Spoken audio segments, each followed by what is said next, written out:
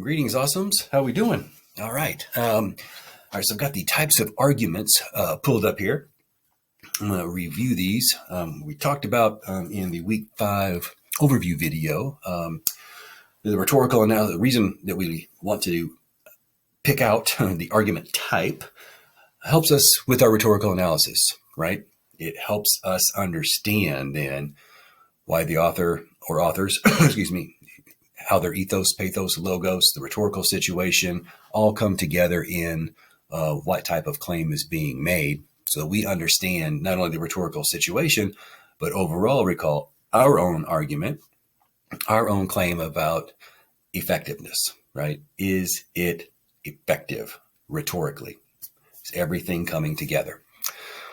All right, so I've got these, well, there may be more. These are the big ones, if you will, that will mostly encapsulate, all right, cover, include your article.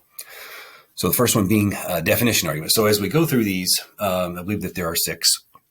Just think about these in the sense, okay, one of these is going to stand out in your article. The author seems to be making an argument from definition, or a definition argument. His or her claim seems to be based on a particular term, right, or a concept or an idea.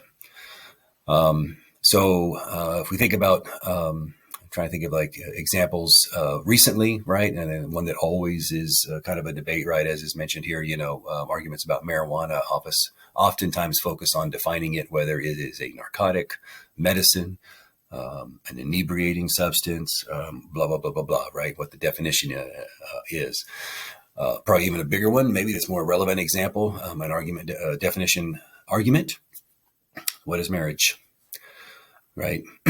So for some people, the definition of marriage is a marriage between a man and a woman.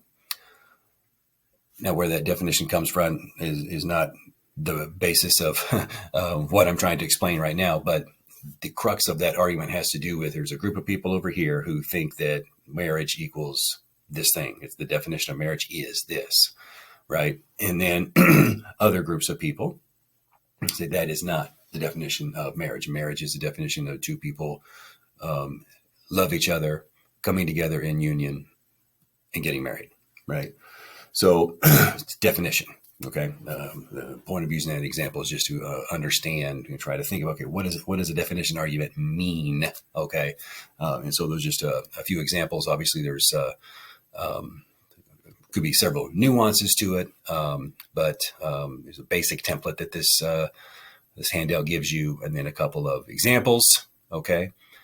And then causal arguments, which we talked about in the week 5 overview video, as you recall. It's kind of a cause and effect, right? So I like the template here. Something does or does not cause something else, or something causes something else, which in turn causes something else, okay? So and it gives you kind of the basic forms. So when we were talking about the cause and effect in there, and an author in the example that we used is arguing that this thing here has caused this thing to happen.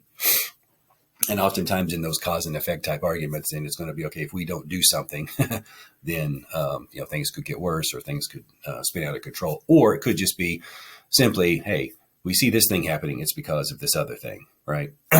So it's kind of a little bit of a nuance to the causal argument there. So look for those type of signs, and oftentimes in these, you will find, I don't want to say that there are keywords to find, but like results. Someone talking about reducing or increasing things, or things continue to happen, or things will continue to spiral out of control, or there's a perpetual problem that will now permeate society, or this issue or that issue. A lot of times those are signs that you may have a causal argument, but they're pretty, I don't want to say they're difficult to see, but things you can look for.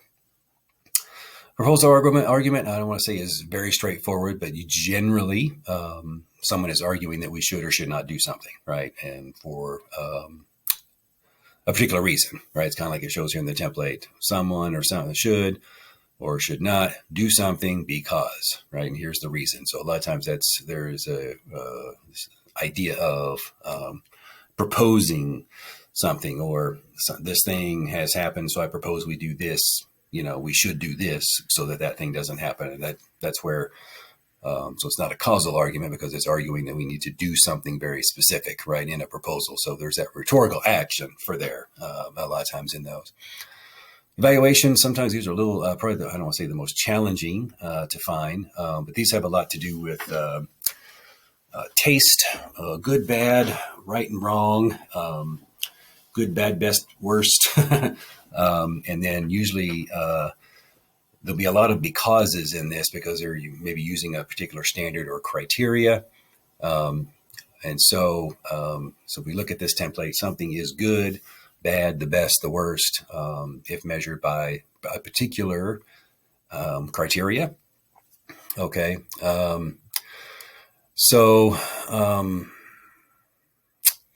Space travel is essential to the way we understand ourselves as humans and Americans, right? So it's arguing that we need to continue space travel because it has this quality to it, right? And so so the quality then is going to be, okay, here are the criteria, right? There we go. This thing is good because we should continue to do this thing because, and here are the criteria. All right. So book reviews, obviously, right?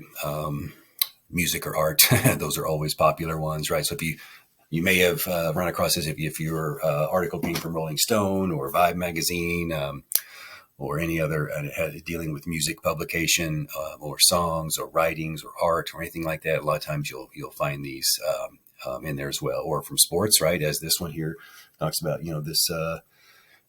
this team is the best team, right?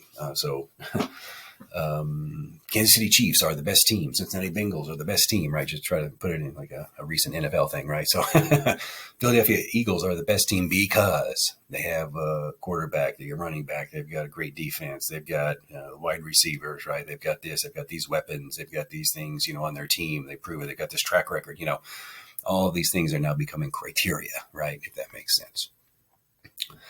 And then finally, is rebuttal arguments. I don't say that these will always largely be political in nature, but oftentimes political. They also be religious in nature. Not always, but oftentimes you will find these things where there are these claims that were made because so-and-so failed to take this into consideration, or it was bad reasoning, or they didn't think about it this way. They didn't take this thing into consideration. So a lot of times you will find, I don't want to say that exact type of language in there, but a lot of times you will see someone just rebutting those claims by giving counter arguments, or even the rebuttal to is pointing out perhaps the shortcomings or the oversights. Someone didn't take these things into consideration when putting their argument together, or when they're trying to say we should or should not do this thing. I'm rebutting that by saying, no, here is my counter argument. Here's the claim that they said, but here's my counter argument. So sometimes you'll, in your article, excuse me, if you feel that your article contains that, you'll want to find or see if you can locate that there seems to be someone seems to be arguing against something very, very specifically, and then refuting that.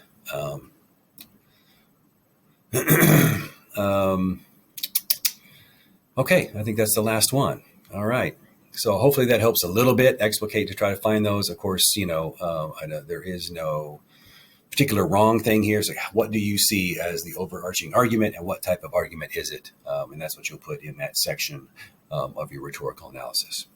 All right, guys, I'll be back with you in a second, and we'll go over the sample rhetorical analysis papers next. Give us an idea of kind of what these look like. All right, guys,